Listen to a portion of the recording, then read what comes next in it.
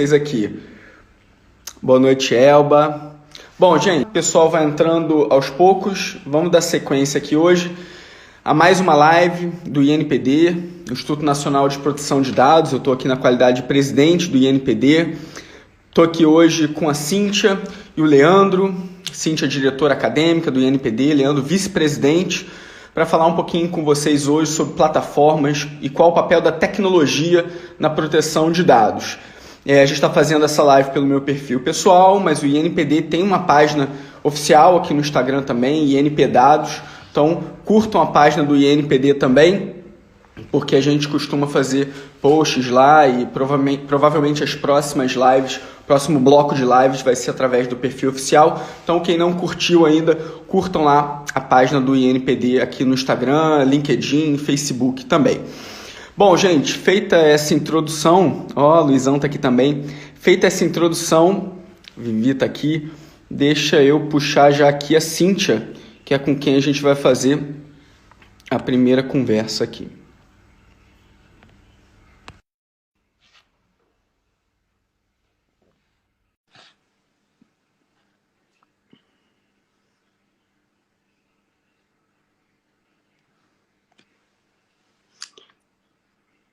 Deixa ela entrar aqui.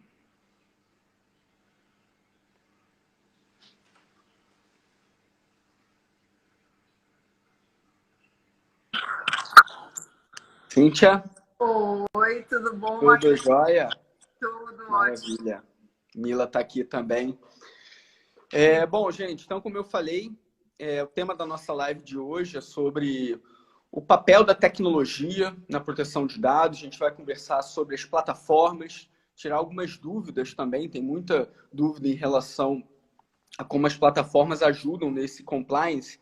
E a gente vai começar batendo esse papo com a Cíntia, porque ela tem uma pegada muito forte de segurança da informação e entende muito bem o papel da tecnologia nesse contexto que o Instituto atua, que a gente atua de maneira geral. Então, Cíntia, se apresenta um pouquinho para a gente. Tá bom. Boa noite a todos e todas. Eu venho trabalhando com o Instituto Nacional de Proteção de Dados na parte da diretoria acadêmica. Sou professora e pesquisadora do programa de pós-graduação em Direito na PUC Paraná e trabalho bastante, né, fazendo a interseção entre as duas áreas, entre a área tecnológica e o direito, porque a minha formação é a área tecnológica, né? Como eu costumo dizer, eu sou uma infiltrada.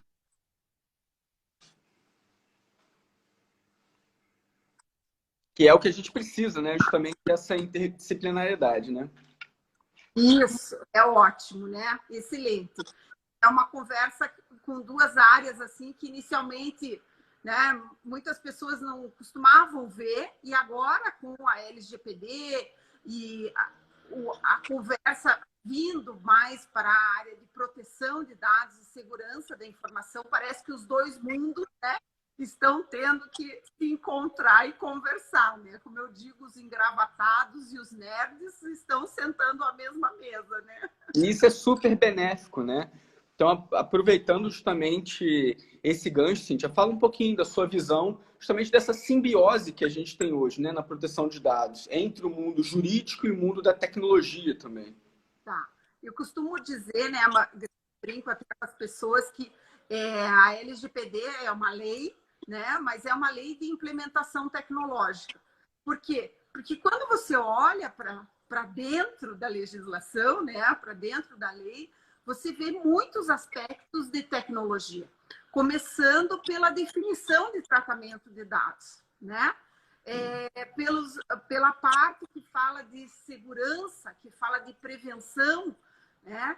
Que fala do ciclo de vida dos dados. Então, a gente começa entendendo que o tratamento de dados está ligado com o ciclo de vida dos dados, né?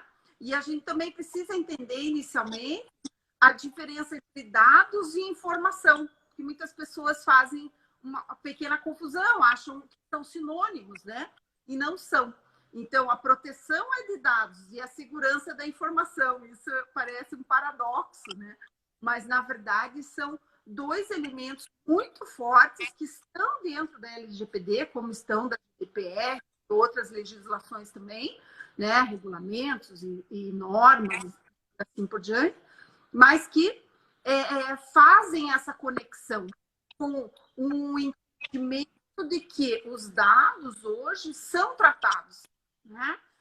Reconhece-se, né, que esse tratamento existe, o que é esse tratamento desde a coleta, passando pelo armazenamento, o uso propriamente desse dado, né?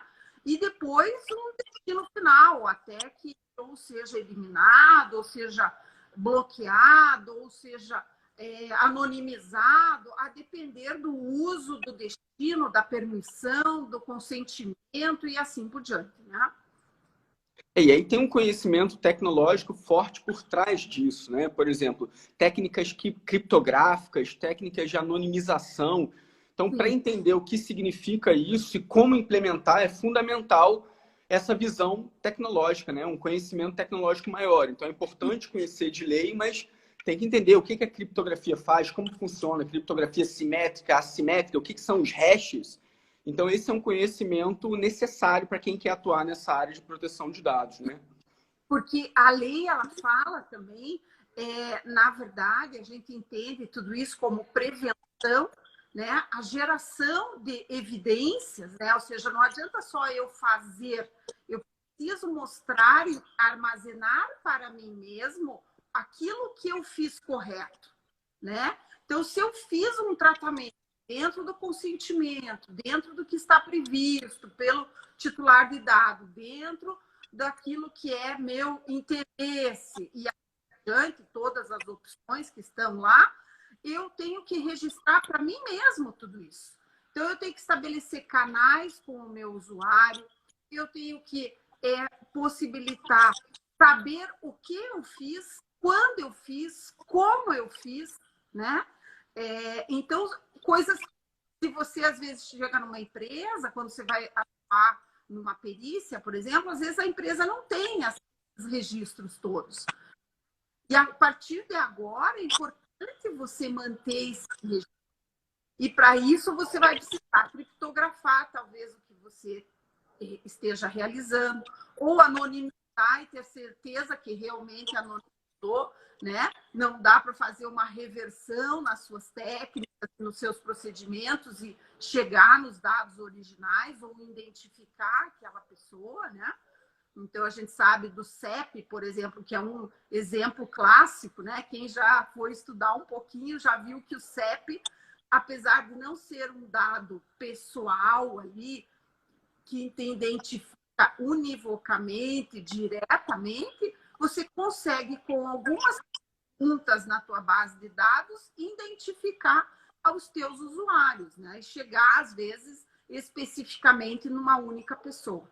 Então, essas características da prevenção, né, a proteção e a segurança da informação passam por essa conversa, entende? Os dois lados se olharem e verem quais são os aspectos que precisam falar, entender de cada lado.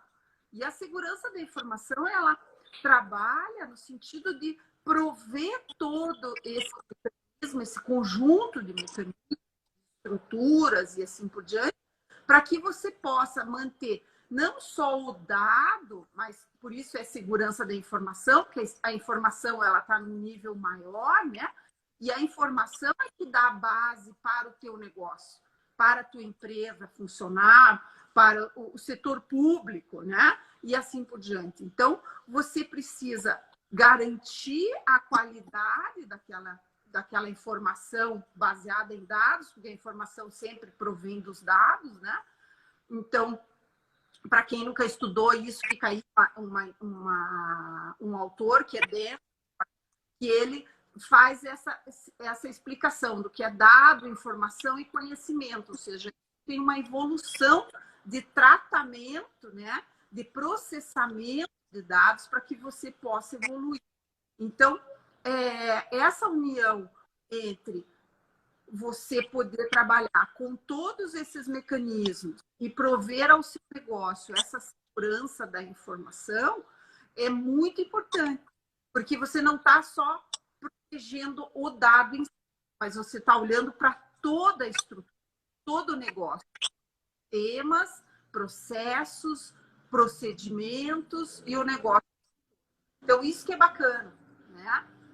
Você fazer essa análise como um todo. E por isso veio à tona a família 27001, né? O 27, né? A 27001, 27002 e a 27700, que eu sempre me perco no número dela, 701, né? Eu sempre acho que é alguma coisa, mas é 701.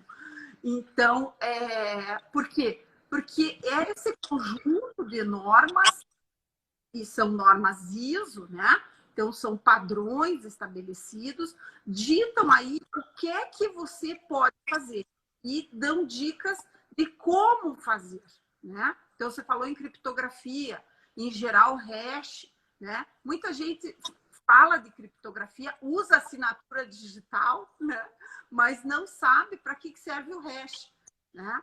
E o hash é um elemento extremamente importante, né? Porque ele é que dá aquela ligação um para um, né? Documento e assinatura, um para um. Então, se você mudar com uma pequena parte do documento, o hash já não é gerado igual. Então, você não garante as propriedades que a segurança da informação exige.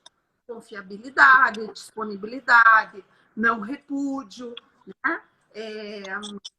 Deixa eu pegar todas elas aqui, que daí a gente cita disponibilidade, confidencialidade, integridade, autenticidade, confiabilidade e não repúdio.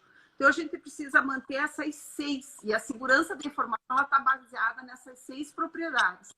E isso faz com que você olhe para os dados, se você olhar pela ótica da 27701, pensando não só num sistema para gerenciar a segurança da informação, mas para gerenciar a segurança da informação sob a ótica da privacidade.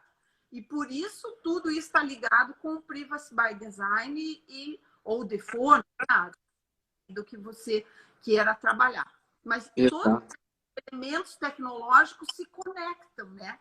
E nascem dentro de um texto legislativo. Então, isso é muito bonito quando a gente olha, né? Porque você reúne os 2 elementos e faz com que o estudo da legislação passe também pelo estudo da tecnologia. Bom, aproveitando, mandar um abraço. Tem vários amigos nossos chegando aqui. Tá o Danilo Doneda, mestre aí na área. Tá aqui o Marcílio, tá o Cristiano Ferri, mestre também da inovação, da Câmara dos Deputados. Então, mandar um abraço para todos esses colegas. Só fera aqui assistindo a live. Cíntia, muito legal essa distinção entre dado e informação que você está trazendo. O Luciano Floridi, que está hoje em Oxford, ele também escreve bastante sobre isso. Isso é bem legal. E entender também as limitações. Tudo bom, Marcinho? Entender as limitações também dessas tecnologias, né? A gente falou aqui em hashes, criptografia, mas cada vez mais se discute o mito da anonimização, né? Que é cada vez mais difícil se conseguir uma anonimização absoluta. Então, está muito bem atualizado do que está acontecendo, das vulnerabilidades, das limitações, é essencial também, né? Na verdade, eu sempre brinco assim, né? Falo para os meus alunos, ou mesmo com as pessoas que a gente trabalha, eu digo assim, a primeira etapa é você mapear os teus riscos e aceitar os riscos. Então, a partir do momento que você passa a não negar que você está em risco ou existem riscos, você passa a trabalhar melhor com essa faceta de toda essa proteção. Não é se blindar 100% dos riscos, né? É entender que eles fazem parte do ecossistema, né? Então, não é dizer, não, eu estou numa posição tranquila, minha empresa está toda mapeada, eu sei que não está tudo bem. Não está tudo bem. Não existe. Nunca está, né? O momento de estar tudo bem nunca vai chegar, né? Nunca vai chegar, né? Você sempre está trabalhando na prevenção, ou seja, você está trabalhando antes, né? Aí, se acontecer um incidente, bem, para isso eu tenho um plano. Eu tenho o que fazer, como fazer, né? Eu sei como agir. E hoje, com a LGPD, eu vou ter relatórios, eu vou ter que prestar contas, seja na agência nacional, ou seja para os meus usuários, né? Para os cidadãos, no caso, se for uma instituição do setor público. Então, eu vou precisar, né, olhar para os riscos, e é isso que muitas vezes assim, dramático, né? A gente pode usar essa palavra nas empresas, quando as empresas dizem, mas nossa, mas eu tenho tantos riscos. Tem muitos riscos. Só que a gente não se acostumou a olhar para isso. E a gente precisa olhar para isso para entender até qual é qual o meu dia a dia, né? O que é que eu estou fazendo que eu estou mais próximo de estar mais com a proteção e a segurança ao meu lado, ou eu estou mais longe desses cenários, né? Então, esse olhar e aceitar, que eu brinco, né? Na verdade, fazer esse exercício. Esse exercício tem que ser feito dentro das empresas, dentro dos setores, com as pessoas que usam dados, que tomam decisão sobre dados, né? E aí, para poder fazer uma boa implementação da LGPD, você trouxe coisas importantes que não basta você ler a LGPD, né? Você precisa conhecer outras normas, outras regulamentações, precisa conhecer as ISOs, dependendo da área, precisa conhecer regulamentações específicas do Bacen, da área de educação, aí depende, né? De cada empresa ou entidade que você esteja atuando eventualmente, né? E a área de proteção de dados, ela demanda esse híbrido, né? Entre uma pessoa mais focada em TI, computação, e uma pessoa com uma boa base jurídica, até porque são várias normas, como eu falei, que tem que conhecer, né? E é uma pergunta que sempre surge, até recentemente eu dei uma palestra sobre o perfil perfeito de um DPO, e aí a pergunta que sempre vem é melhor ser da área da informática ou do direito? E essa pergunta ela não tem resposta, porque, na verdade, nenhuma coisa nem outra. Se for do direito, mesmo fazendo graduação, mestrado, doutorado, né, Cíntia? Sempre vai ter coisa para aprender, você nunca vai absorver tudo do direito. Na informática, a mesma coisa. Então, independente do caminho de início, você tem que se cercar de conhecimentos da outra área, e essa é a parte mais desafiadora. E isso demanda... Né? Isso gera uma necessidade de interlocução interna dentro da empresa, do órgão público. Você vai ter que dialogar com o setor de TI, vai ter que dialogar com o legal também, né? Não vai ter jeito. Eu digo assim para os meus alunos que, na verdade, quando você está dentro da área do direito, você pensa que você vai estudar só aquilo que é o direito, que já é muita coisa, né? Mas né? Já é inesgotável por si só, né? Mas quando você diz assim, olha para o aluno, olha, além de você estudar tudo isso, você tem que pôr mais uma coisa aqui, mais uma caixinha, que é a tecnologia. E né? Sempre muito bem atualizados, né? Sim, Cíntia, só por conta agora da pandemia, a gente já tem mais de 18 PLs sobre proteção de dados e Covid no Congresso. Então, essa implementação passa por uma atualização constante, né? Tanto da parte legislativa, quanto também da parte tecnológica. Então, veja, você está usando aplicativos que você não usava. Você está inserindo dados, né, em sistemas que você não fazia, que você não utilizava. As pessoas no seu trabalho estão preocupadas. Essa informação é sigilosa, não é sigilosa? Pode trafegar, não pode trafegar? Como que trafega, criptografado ou não, né? Então, são muitas perguntas que estão surgindo e que as pessoas vão precisar buscar respostas. E a gente não tem nenhum manual que diga assim, empresa A, empresa B, empresa C faz assim. Não tem uma cartilha, né? Cada situação é uma situação. Cada empresa, ou cada instituição do setor público também vai ter que buscar dentro da sua medida, e essa medida é pessoal, é recurso financeiro, é conhecimento.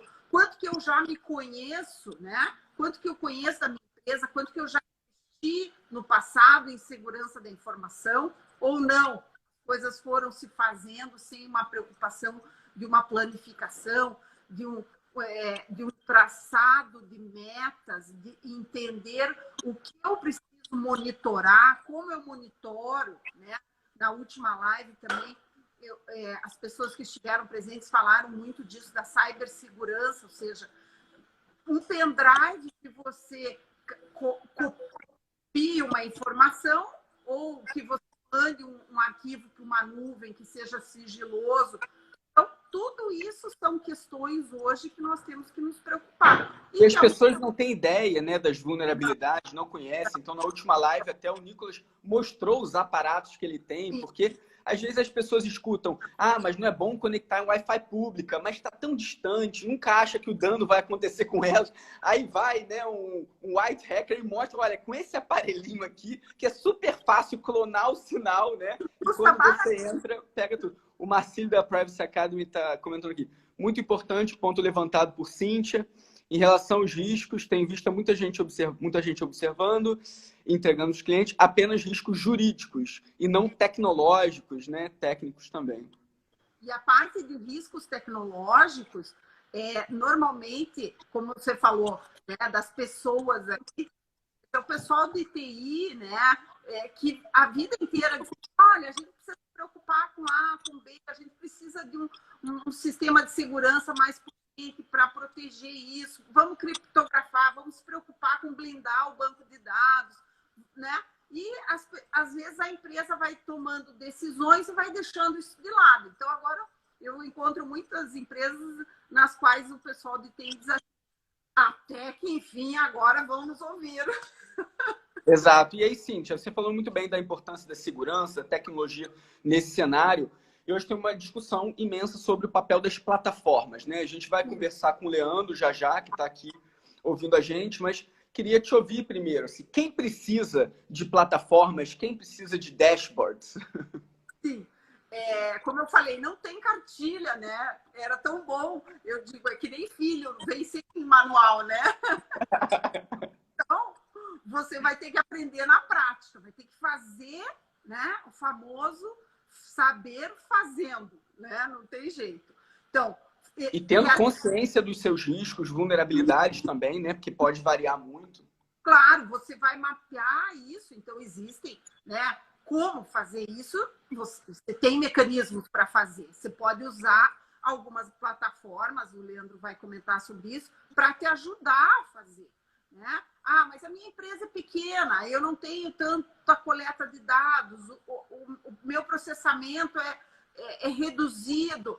Então, você vai ter um sapato para calçar do teu tamanho, né?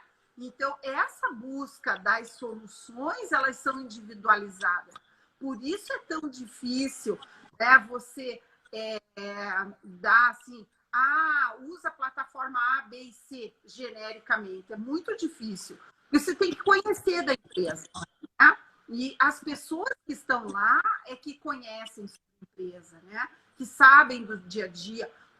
O que é que faz o teu negócio parar?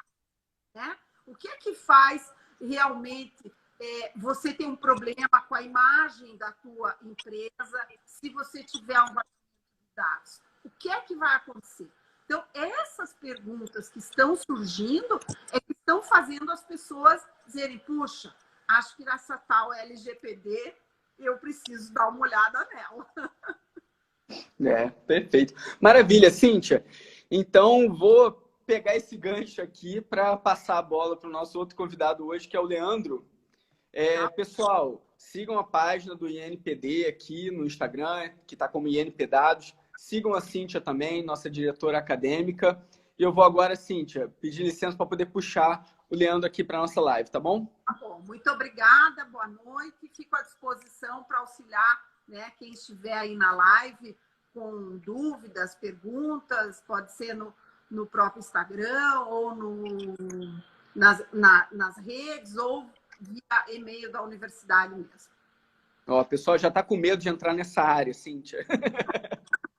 Não faz parte do desafio, né? Um desafio do bem, né? posso dizer o seguinte, se uma engenheira civil consegue tramitar direito, vocês vão tramitar na tecnologia. Fiquem tranquilos. Muito bom. Maravilha, então, Cíntia. Eu vou puxar o Leandro aqui. Até já. Tchau, tchau.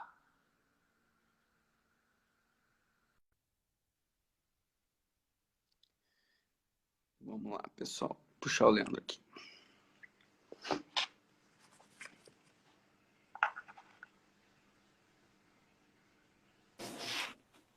Salve, Leandro. Opa, tudo bem? Tudo jóia. Bom, Tudo bom. vamos seguir esse papo bom aqui, né? A Cíntia falou que a parte de segurança é fundamental, né? A tecnologia está acoplada de uma maneira completamente indissociável da LGPD. As plataformas são super importantes para auxiliar as pessoas na execução dessa implementação. Mas, Leandro, existe uma confusão generalizada hoje, as pessoas se perguntando se plataformas seriam para elas ou não. Tem plataformas muito mais caras do que as outras. Então, eu queria primeiro que você se apresentasse um pouquinho, já falei que você é vice-presidente do INPD, se apresentar um pouquinho e falar um pouquinho dessa sua visão também. Tá, obrigado, Magrani. Bom, eu acho que a parte mais interessante da minha experiência acadêmica que tem a ver com o INPD é o fato de eu ter trabalhado já com a privacidade de dados na Alemanha, né, durante o período que a GDPR entrou em vigor lá. Então, participei dessa fase de adequação. E, Magrani, deixa eu só te perguntar uma coisa. Eu estou ouvindo um eco bem grande. Não sei se a minha voz está clara. Tenta agora, vê se diminuiu. Acho que sim. Vamos ver, eu te aviso. E aí participei desse processo e vivi esse processo lá na Alemanha, numa empresa grande, então foi um esforço muito grande. Aí eu tenho uma visão um pouco diferente das outras pessoas, porque é o mundo depois da adequação, né? Então, o que seria depois de agosto agora, se a lei não tivesse sido prorrogada, e aí isso influencia muito a minha visão sobre ferramentas, métodos, enfim. Tá? E aí, enfim, em relação ao INPD, o que eu acho interessante, faz parte do conceito do INPD, é ter profissionais de várias áreas, não ser um núcleo acadêmico, um núcleo jurídico ou um núcleo de tecnologia. Acho que a gente está tentando compor no INPD pessoas diferentes, justamente para ter visões diferentes e trazer e conseguir ter um conhecimento mais geral ou generalizado sobre isso. Então, acho que a minha contribuição é nesse sentido. Eu sou o nerd do INPD. Tá? Muito bom. Então, fala um pouquinho para a gente. Assim, você acha que todo processo de implementação demandaria uma plataforma, demandaria um dashboard? O que tem aí no mercado? Tenta esclarecer um pouquinho para as pessoas, já que a sua atuação é muito focada nas tecnologias, mas tem muita dúvida sobre isso. Tá. Então, às vezes eu converso com as pessoas que trabalham comigo e uma dificuldade que eles têm eu sempre falo o seguinte, se você souber formular a pergunta certa, o Google te dá a resposta. Certo? Então, assim, eu trabalho normalmente, a gente trabalha com desenvolvedores de software e tal, né? Eu sou empreendedor dessa área desde 99. E aí eu sempre falo para o pessoal que está trabalhando, escuta, se você souber perguntar o conceito corretamente, você tem a resposta. Fazendo paralelo para as duas coisas que eu me dedico mais, que é a inteligência artificial hoje e a LGPD, a gente tem o mesmo problema. Quando alguém busca uma solução, a primeira pergunta que eu faço é o seguinte, você espera o quê da solução? E a pessoa tem uma dificuldade enorme de dizer o que ela... Só ouviu que é importante, né? Só ouviu que ajuda, não sabe qual é o problema, não sabe como poderia a plataforma... Isso, exatamente. Então, eu acho que essa dificuldade vem do fato da esmagadora maioria das pessoas nunca ter vivido nessa fase operacional. Eu divido essa fase que a gente vive hoje de assessment e consultoria da fase operacional. A fase operacional é o dia a dia com o LGPD. Então, eu imagino que todo mundo que já tivesse vivido ou que já viveu nessa fase operacional entende muito bem o que uma plataforma tem que dar. O que uma ferramenta de data mapping tem que fazer? Como a maioria das pessoas não viveu lá, não sabe nem o que esperar de uma ferramenta de data mapping. Então, aí já entra a primeira dificuldade, né? A gente tem o Privacy Vendor Tech Report, que é um relatório que tem várias ferramentas, são dezenas de ferramentas que a gente poderia escolher, mas qual que vai ser o seu critério para escolher uma ferramenta? E a minha sugestão é muito clara. Tente imaginar você, depois de agosto, agora não sei quando é que, então vou continuar usando agosto, porque eu não sei quando é que a lei vai efetivamente entrar em vigor. Né? Então, tente imaginar, sendo DPO ou não, como é que você trabalharia no dia a dia com a privacidade de dados, quais demandas você teria. E aí, eu acho que a gente tem demandas, principalmente, né? Eu não quero... meu objetivo de maneira nenhuma é cobrir todas as possibilidades, mas a gente vai ter demanda principalmente dos titulares, exigindo os direitos deles, de acesso aos dados, de retificação, de remoção, ou demandas da Agência Nacional, que nós não sabemos quais serão. Tá? E nós temos sempre que considerar vazamento de dados. Tá? Então, tente imaginar a sua vida atendendo o pedido titular, sem uma plataforma, sem uma ferramenta. Tá? Você é o DPO da empresa. Tá ali se com você aquela for tabelinha de Excel, né? Isso, tá com a tabela do Excel. Aí chega um e-mail de um titular. Escuta, eu sou Eduardo Magrani, quero os meus dados. O que você faz? Congela, né? Não sabe, não sei o que eu faço. Então, é muito fácil você entender o que uma ferramenta teria que te dar se você imaginar como você atende um pedido titular. Primeira coisa que a gente tem que fazer é identificar o titular. Eu não posso dar os dados do Magrani para a esposa dele, para o irmão dele, nem para o irmão gêmeo dele. Não posso dar os dados do Magrani para o pai, né? Então, primeira fase, identificar um titular. E aí as plataformas vão variar demais já. Esses processos também, né? Ah, sim. Isso... Para não se perderem, né? Exatamente. No caderninho de anotação, né? Então, eu atendo um hotel, por exemplo. É gravíssimo a gente dar os dados de um hóspede que esteve lá para o cônjuge dele. Por exemplo, a gente sabe que no ramo de hotéis acontecem coisas que não deveriam acontecer, né? E aí a gente não pode simplesmente pegar os dados de uma pessoa que se hospedou, de um hóspede, e divulgar a data de hospedagem e outras informações para uma pessoa que não seja o titular em si. Então esse já é um problema. Como eu identifico um titular? E aí você pode ter várias etapas. Cada empresa, o grupo de empresas que eu trabalhei na Alemanha, criou um processo interno e uma regra dizendo que a gente tinha... Às vezes tem questões, por exemplo, quando o titular pede a remoção do dado, a gente não pode remover. Ele está sendo investigado pela polícia. Então tem todo um processo interno que a gente tem que avaliar, mas em algum momento chega a hora que a gente efetivamente tem que retornar os dados para o titular ou remover os dados do titular. E aí, de novo, se imagine num mundo sem ferramentas, sem software, você com um caderno e quem sabe uma planilha, indo bater na porta de todos os departamentos e falando, olha, eu quero os dados do Magrani. Vai lá no departamento de marketing. Os dados do Magrani. Aí vai o departamento de atendimento ao cliente, o SAC, os dados do Magrani. E vai assim, departamento por departamento. A primeira coisa que vai acontecer é o seguinte, a pessoa, invariavelmente, o titular, o estagiário do departamento vai abrir a porta para você e vai falar, cara, que Magrani e quais dados você quer? Tá? Então, não adianta você falar os dados do Magrani. E aí, a questão, a gente usa uma técnica para resolver esse problema, e aí cada empresa ou consultoria no mercado aplica de uma maneira muito diferente, mas o data mapping. O data mapping deveria ser entendido, ele tem várias facetas, tá?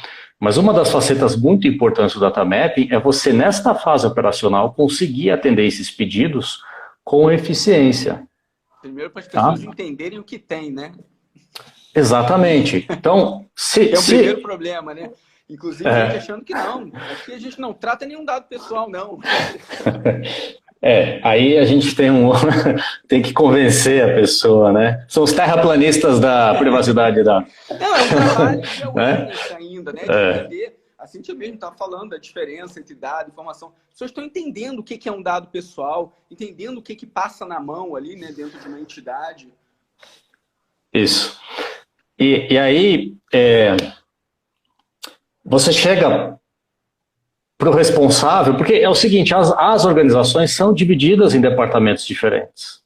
Tá? Então, não existe uma pessoa só que vai lá e vai reunir todas essas informações. É muito difícil de fazer isso. O DPO vai viver para fazer isso. Então, você começa a entender que uma ferramenta ajudaria muito em ter eficiência operacional. Tá? Então, o que vai depender? Essencialmente vai depender da quantidade de pedidos. Não sei se alguém falou que a minha voz está baixa ou a tua voz está baixa, não sei. Não sei. Mas, tá, essencialmente vai depender da quantidade de pedidos que a gente tiver dos titulares. E é uma aposta. As empresas vão fazer uma aposta. A empresa que eu trabalhava lá teve 3 mil pedidos no primeiro mês, quando a GDPR entrou em vigor. Então a gente seria engolido, massacrado pela quantidade de pedidos, a empresa ia parar para fazer isso. A gente apostou, nós apostamos que a quantidade de pedidos ia ser alta, a gente tinha que usar a plataforma e desenvolver isso de uma maneira com que a gente tivesse eficiência operacional. E aí, graças a Deus, deu certo. Então, tá? O que eu posso falar disso? O datamap é essencial para ter eficiência operacional. Eu vou dar um exemplo de coisa que a gente responde com o datamap. É muito diferente o DPO chegar na porta do departamento de atendimento ao consumidor de uma empresa e falar, me dá os dados de uma grande, dele chegar e falar assim, olha, eu quero os dados do usuário 1, 2, 3, 4, eu quero o nome, CPF, e-mail e telefone dele. Tá? Aí o departamento em si sabe exatamente o que responder e como procurar essa pessoa. O data mapping tem que responder isso. É por isso que a gente mapeia, a minha indicação, é que a gente não mapeie nem bases de dados e nem mapeie processos de fluxo de informação. Saber o fluxo de informação de uma empresa pode ser interessante, mas ele não é crucial ou essencial. O que é essencial? A gente mapear sistemas. Tá? Porque as pessoas no dia a dia delas trabalham com sistemas. O estagiário do departamento de marketing, ele está vendo na frente dele um sistema. Então ele tem que saber como procurar informação ali e qual informação ele vai retornar. E no segundo momento, o que o DPO teria que fazer? Montar um relatório agregando todas essas informações para mandar para o titular. E no mundo ideal, que é o mundo que eu imagino que a gente deveria se esforçar para atender, é o seguinte, a gente tem que indicar o tratamento de cada dado e a base legal que a gente usou para cada dado. Então, sem o datamap é muito difícil fazer isso. Muito difícil. Tá? Então, se você se imaginar neste momento e aquilo que a ferramenta teria que fazer para você, você já tem um critério mais concreto do que esperar de uma ferramenta. Como que a ferramenta monta o relatório, como é que a gente faz o data mapping, se ela aceita algum tipo de data mapping ou não. Tá? A ferramenta tem que alavancar o data mapping para oferecer esse serviço. O que mais que o data mapping faz? Os dados vazaram. Se você tiver o data mapping, você sabe exatamente quais dados vazaram. E tem ferramenta que monta o relatório, mesmo a gente não sabendo qual relatório para a agência nacional. Ele vai montar um relatório que a gente é obrigado a notificar, certo? Eu nunca lembro quantas horas são, 72 horas. Em caso de breach, né? Mas isso é né? LGPD em tempo razoável. Agora, Leandro, uma dúvida.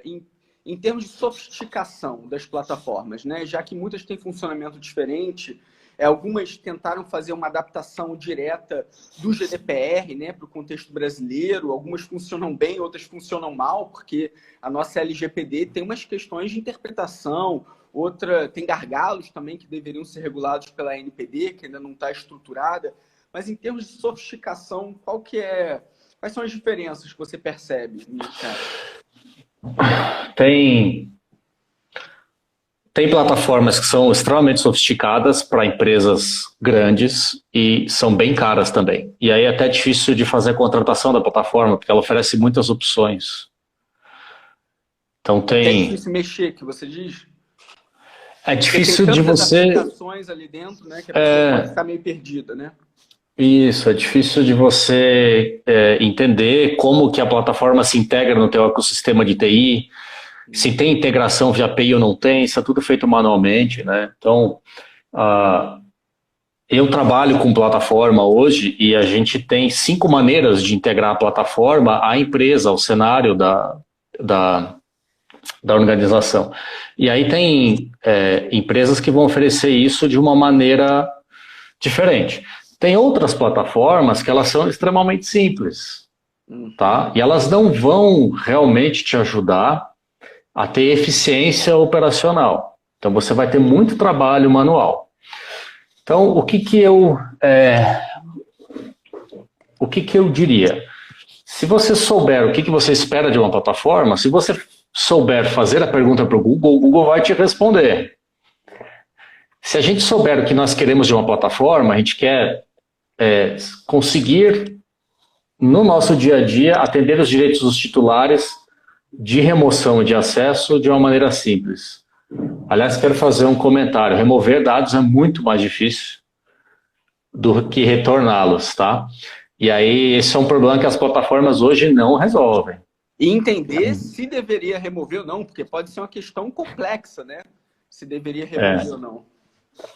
Pois é, eu vou fazer um comentário disso, mas tem gente avisando que a minha imagem congelou. Eu não sei... Deixa eu puxar aqui de novo? Vamos tentar. Deixa eu tentar, peraí, vou te derrubar aqui e vou puxar de novo.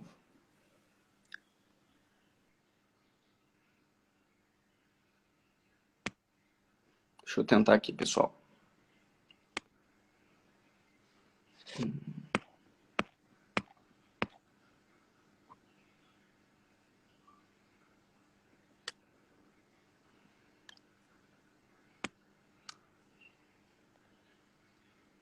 Puxei ele aqui. Vamos ver se agora volta. Ah, a Salete está aqui também, que barato. Oi. Opa, agora voltou. Voltou? Ótimo. Então, falando sobre a remoção do dado, o que a gente vê é muito comum. E aí é importante que existe um motivo técnico ou tecnológico para que as coisas sejam assim. E até vem de uma escola de desenvolvimento de sistemas que preconizava uma coisa que a partir de hoje vai ser diferente. Eu sei que o que eu falei agora parece fumaça, mas se alguém quiser uma explicação maior eu posso dar. Então, houve uma escola de desenvolvimento de sistemas que tentava evitar duplicações de dados, tá? Então a gente tinha um banco de dados normalizado, a gente dizia. Então a gente tinha uma tabela de usuários que tinha o CPF do usuário num lugar só. E aí todos os outros lugares do sistema que usavam o CPF estavam linkados com essa tabela. Aí se vocês, agora olhando para a privacidade e a preocupação com a privacidade, qual que é o problema que a gente tem? A gente tem tratamentos diferentes do CPF, ou de um dado específico, em vários lugares, e tem o CPF guardado num lugar só. O que isso quer dizer? Que se você tiver uma implementação ingênua de LGPD, você vai lá e remove o CPF. E aí tem outros tratamentos que exigem o CPF e você acabou de remover.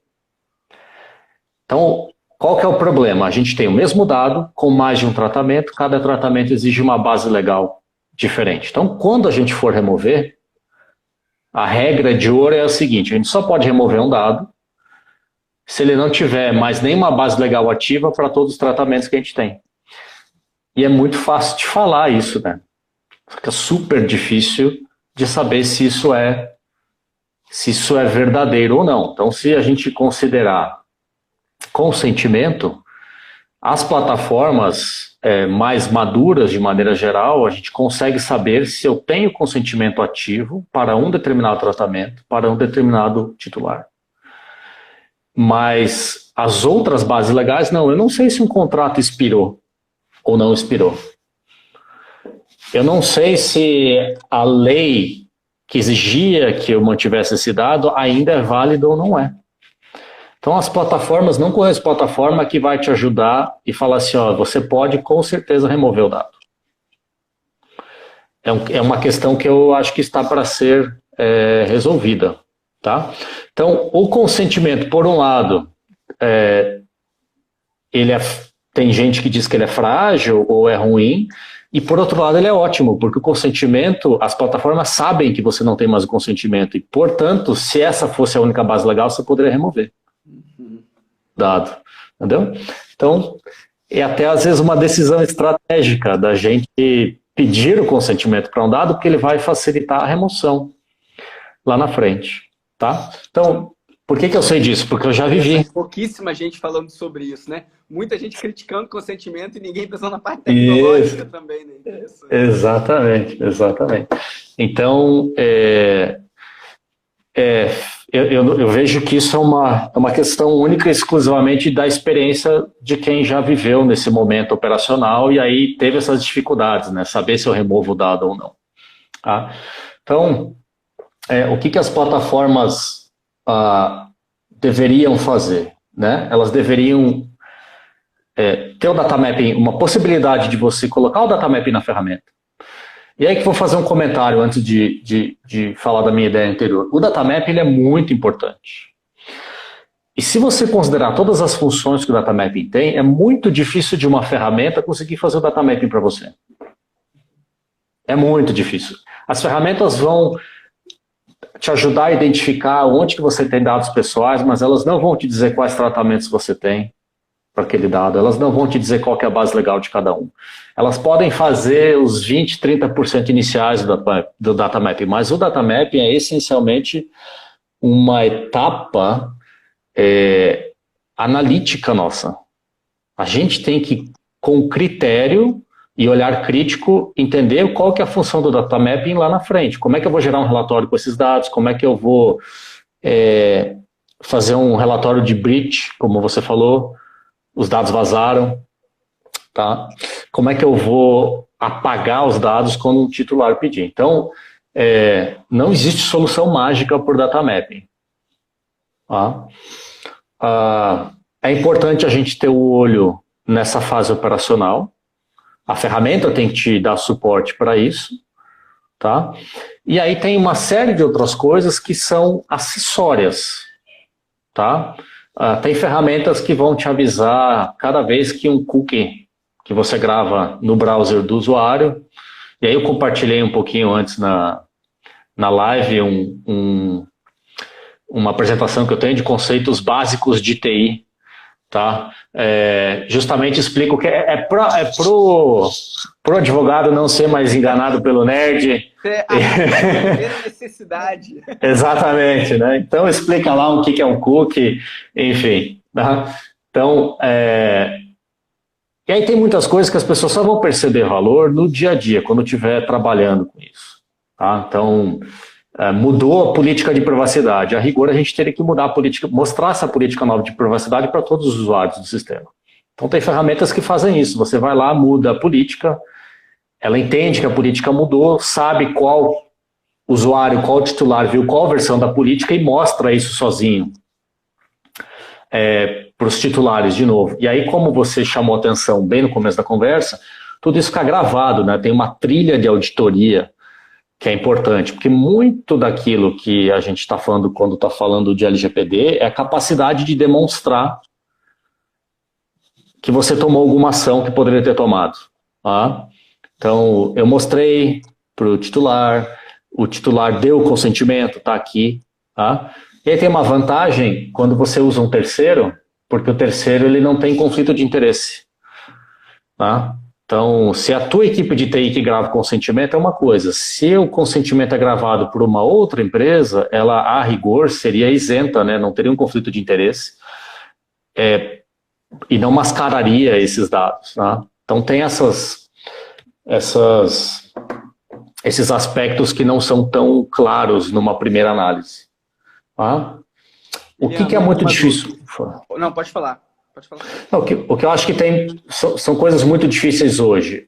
Quando a gente está falando de dados não estruturados, quando a gente está falando de IA e Big Data, tá? Eu tenho uma palestra só sobre IA, Big Data e LGPD, porque tem um conflito muito grande, né, em relação a isso. E tem tecnologias hoje que tentam... a discussão de revisão, né, de decisões automatizadas. Sim, sim. Que é uma discussão por si só complexa, né? Merece uma live só para isso. Exato. Só para a gente falar disso, né?